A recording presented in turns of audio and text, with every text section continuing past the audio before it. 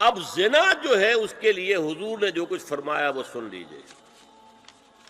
عن ابن عباس قال ما رأيت شيئا اشبه باللمم مما قال ابو ہریرہ عن النبی صلی اللہ علیہ وسلم. حضور کی حدیث ہے ان اللہ كتب على ابن آدم حظه من الزنا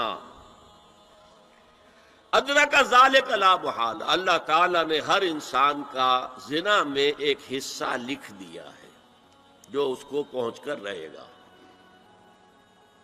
فزنا العین النظر، آنکھوں کا زنا ہے نامحرم عورت کو دیکھنا، یہ بھی زنا ہے.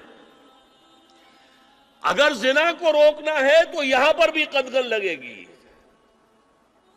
ایک جگہ آیا ہے حدیث میں النظر سہم، یہ تیر ہے، یہ نظر جو ہے نگاہوں کے تیر. یہ تو آپ شاعری کے اندر بھی اور گانوں کے اندر بھی نگاہوں کے تیر سنتے ہیں کہ نہیں سنتے؟ النظر سہم، یہ تیر ہے. وزن اللسان النطق یا منطق، زبان کا زنا ہے کسی عورت سے گفتگو کر کے چٹخارے لینا. عورت کی آواز میں بھی ایک لوچ ہے، حسن ہے. اللہ تعالیٰ نے اسے سراپا ایسا بنایا ہے کہ مرد کے لیے اس کی ہر شے کے اندر اٹریکشن ہے، اس کی آواز میں اٹریکشن ہے. والنفس تمنا و تشتہی، اور باقی رہ گیا نفس، وہ تمنا کرتا ہے کہ اب میں اس سے آگے بھی بڑھوں اور زنا بھی کر لوں. والفرج یصدق ذلک کلہ اور یکذب، لیکن یہ ہو بھی سکتا ہے نہیں بھی ہوتا، لیکن یہ زنا تو کر چکا نا. کان کا زنا اس نے کر لیا، آنکھ کا زنا اس نے کر لیا، زبان کا زنا اس نے کر لیا. ایک کو زنا کی تعریف میں لائے. ایک اور روایت ہے جو مسلم میں ہے، عن ابی ہریرہ کتب علی ابن آدم نصیبہ من الزنا مدرک ذلک لا محالہ فالعینان زناہما النظر والاذنان زناہما الاستماع واللسان زناہما الکلام والید زناہا البطش والرجز زناہا الخطأ والقلب یہوی وتمنا.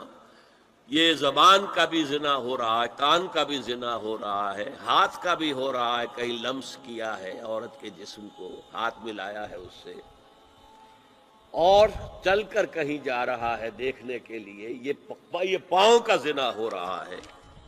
یہ ہے زنا کی شکلیں جو محمد الرسول اللہ صلی اللہ علیہ وسلم نے بیان کی.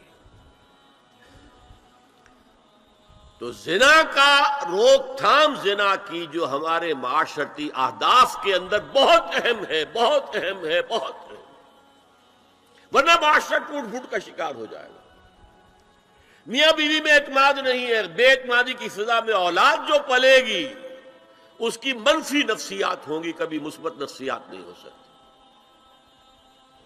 والدین میں محبت ہے، آپس میں اعتماد ہے، تو ایک دوسرے پر اعتماد ہے، ایک دوسرے کا لحاظ ہے، ایک دوسرے کی دلجوئی ہے، ایک دوسرے کی مدد ہے.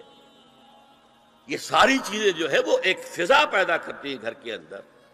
وہ ایک نارمل، ایک صحت مند فضا جس میں کہ نئی نسل پروان چڑھے گی تو وہ ایک پازیٹیو اور مثبت نفسیات لے کر پیدا ہوگی. اچھا، اور دیکھیے اس میں کیا کیا کچھ حضور کی طرف سے آئے ہیں.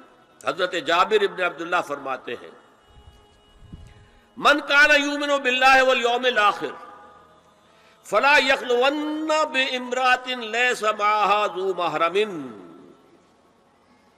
فإن ثالثهما الشیطان. رواہ احمد.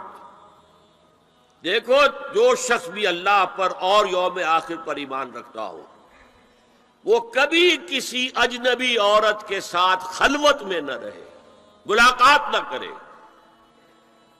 جس کے ساتھ کہ اس کا کوئی محرم شامل نہ ہو. کوئی عورت آئی ہے آپ سے مسئلہ پوچھنے کے لیے، اس کا باپ، اس کا بیٹا، اس کا بھائی، اس کا شوہر ساتھ ہونا چاہیے، اکیلے نہیں. اس لیے کہ ثالثہما الشیطان،